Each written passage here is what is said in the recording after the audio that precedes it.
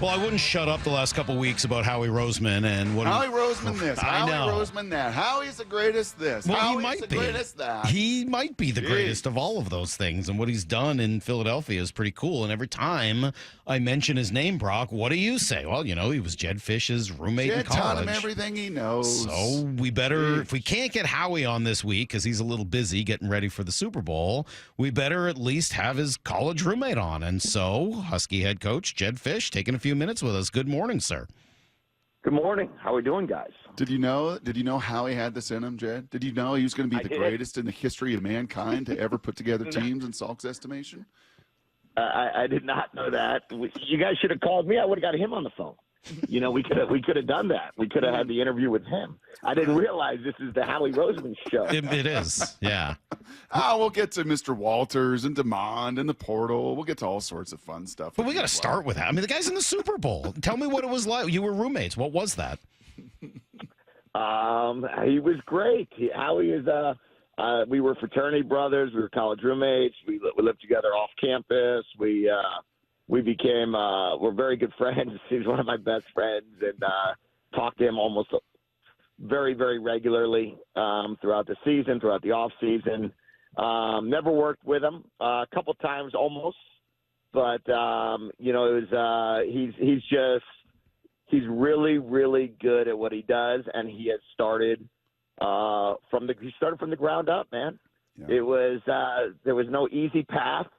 There was no you know, he didn't he worked his way from being a law student and getting his law degree at Fordham to taking a train every day from New York City to Philly to being able to start as an intern with Joe Banner for like $250 a week to now really, in my opinion and most people's opinion, being one of the top 1, 2, 3 general managers in all of pro football. And he runs the entire organization and top to bottom, and he just phenomenally does it with not just choosing players, but managing the salary cap, assisting with the decision-making in every facet from coaches to medical to equipment, and he certainly has continued to produce great success. Is there one part of his philosophy that you think is the most important thing or the most important indicator for his success?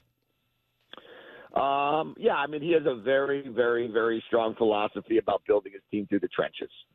And if you look at his drafts, if you look at what, you know, stands out, you look at his defensive line, you look at his offensive line, I'd be hard-pressed to argue that over the course of a 15-year span, he didn't have probably, or 20-year span, one of, if the best offensive line in all of pro football.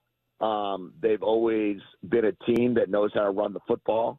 And then his commitment to the defensive line, I think they're number 1 or 2 in rush defense. I think they're top 5 in rush offense. Vic Fangio, he was my first boss. I do want to say that I get a little bit of credit for connecting the two of them, we'll say. And Vic is, you know, those two guys, I would say they mean as much to me in this sport as anybody.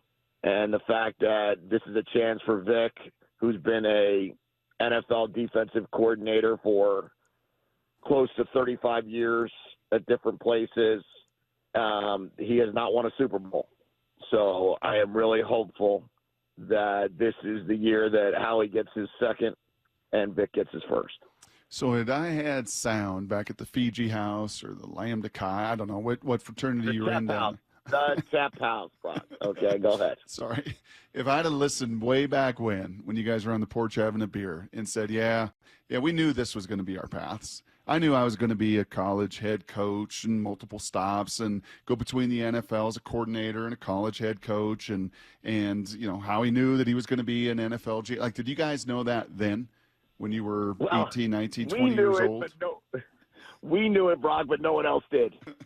We were convinced of it, and everybody laughed at us through the and to be honest with you, we laughed at each other about it as well. There was definitely that mentality from college that Howie had zero aspirations in life outside of saying that I am going to be the general manager of an NFL team. He couldn't, in his mind, there was no other career he was going to have. He was going to go to law school to become great in the salary cap and understand contracts. He was going to go intern because he was going to pick players. There was no question in his mind he was going to be a GM of an NFL team. And, of course, as a college buddy, there was no more fun thing to make fun of somebody about, right, than to tell me exactly how that's going to happen. In the same conversation or in the same vein, I would make a million comments about what I was going to do. And, I'm going to go work for Steve Spurrier, and then I'm going to go coach in the NFL, and then I'm going to go be a head coach in college football and, the whole deal. One day be a head coach in the NFL. And there was no one that could rip me more and laugh at me more than Howie would. And, obviously he was going to be the GM, but I had no chance, or I was going to be the head coach and he had no chance. And we were both very fortunate that our dreams became reality. You just get randomly paired together? We were fraternity brothers. Okay. So you chose each other as roommates. Mm-hmm. We chose each other as roommates. Okay. We got randomly paired to each other, as in I did not know him in high school. He was a year older than I am. So when I was pledging the fraternity, he was one of the sophomore brothers. And then we became really good friends throughout that year. And then there was a opportunity to live together, and we chose to do that. Sobriety, I think, was a big part of that too, right? In your dorm room, obviously. I've never had a drink with Howie. Right, Never of course one. not. Of course, I mean, don't believe that. Do not believe that statement. Just not that we want to focus the whole thing here on this, but just as we've sort of one of the Seahawks conversations we've had this year, and I'll just jump in real quick. A couple of breaking pieces of news just a few moments ago. The Seahawks are hiring John Benton to be their O-line coach and Andrew Janocko to be their quarterback coach, both guys that had been with Kubiak in New Orleans. So we'll get back to that here in a bit. But that's one of these conversations we've had is Ryan Grubb coming from college to the pros last year, and then the Seahawks choosing to go really with somebody that's been almost exclusively in the NFL. How big a difference is it? You've really experienced both sides of this. How big a difference is it coordinating and calling plays and being around NFL offenses versus college offenses? Yeah, I mean, I would say that a lot of times you would see guys that have never been in pro football without any experience in pro football. It's a challenge because there are a lot of different aspects of the game. And then I would say that there's also a great challenge of guys that just come from pro football into college football without any experiences there. That's a challenge as well. The hash marks are different. One of the things that you appreciate the most about pro football is that usually the defenses are where they're supposed to be. Like if you were to say, where does this guy line up in this coverage, you would say he's going to drop to this area of the field.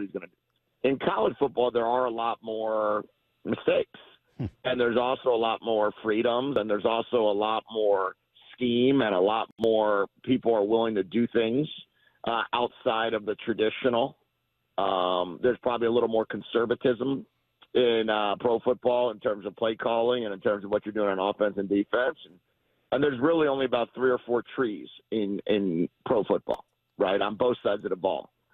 There's probably 8 or 9 offensive coaches in pro football that are running the Shanahan tree, McVay tree, whatever you want to look at it as.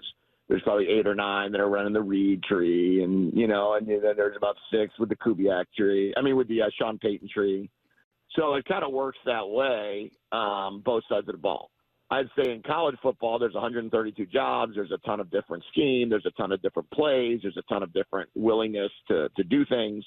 So it is a transition for sure, going from one to the other, and it takes time. It takes time, and unfortunately we don't like to give time, but it takes time to get your team the way you want it.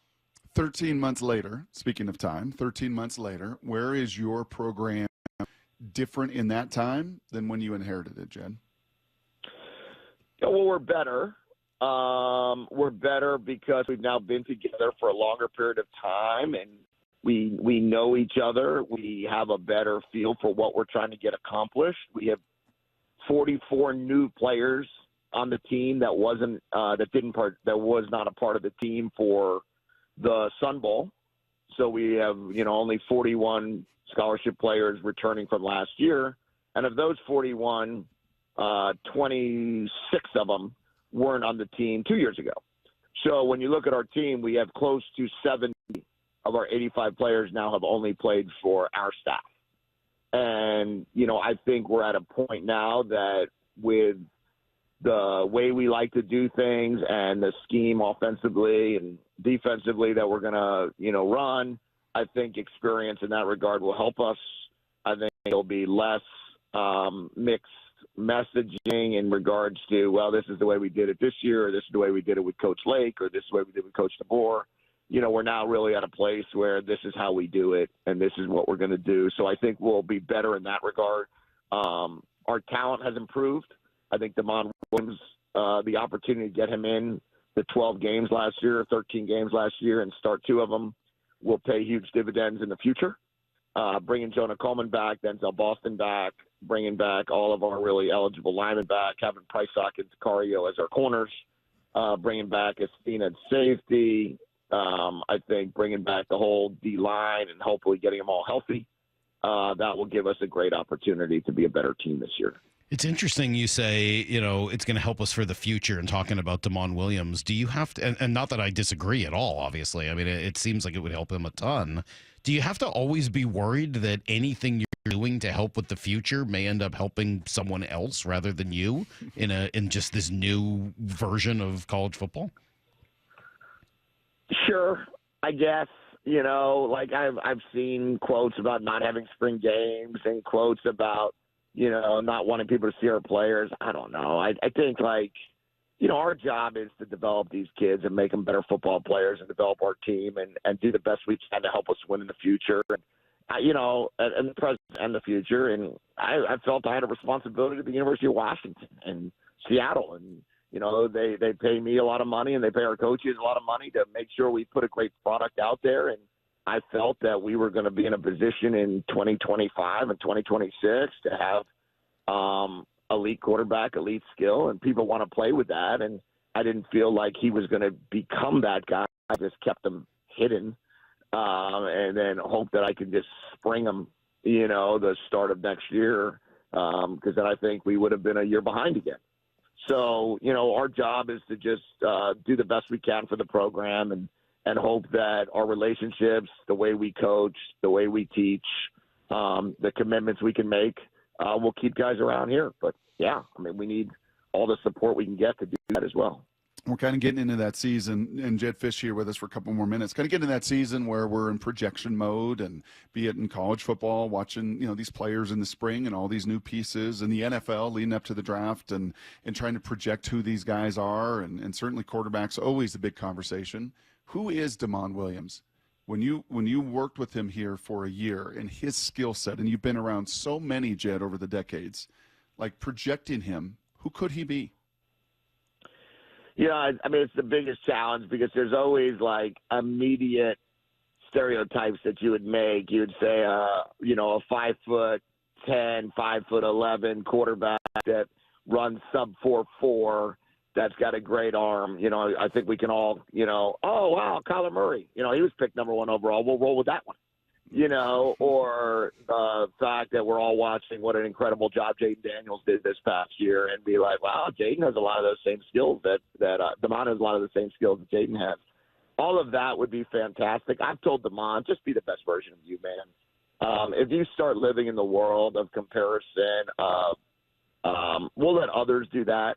We'll let scouts do that. We'll let you guys do that. And from the media to the scouts to the NFL and make those projections and predictions. I just think it's really, for us, we're going to spend a lot of time watching the Ravens and a lot of time watching the Cardinals and a lot of time watching the Redskins and a lot of time watching the Buffalo Bills and see how those teams are using their quarterbacks' legs and arms in the same manner and what they're doing. And we're going to use our quarterback's legs and arm and see how we can, move the ball even better than we did in the final game he played, which was a pretty good pretty good showing. How big a difference is it to have a mobile quarterback in 2025? It's enormous. The athletes on the defensive line have gotten better and better and better and better.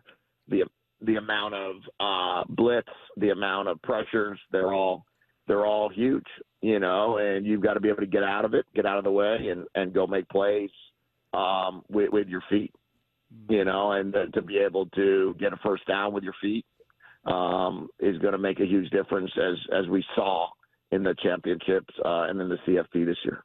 Last thing for me, Jed, kind of living in both these worlds, college football and the NFL world, we see obviously Bill Belichick go to the college game. We see Chip Kelly leave the college game to get paid $6 million to go coordinate for Pete down there in Vegas. Do you think we're going to continue to see that back and forth a little bit between the NFL and the college and this whole crazy transactional portal world that we live in?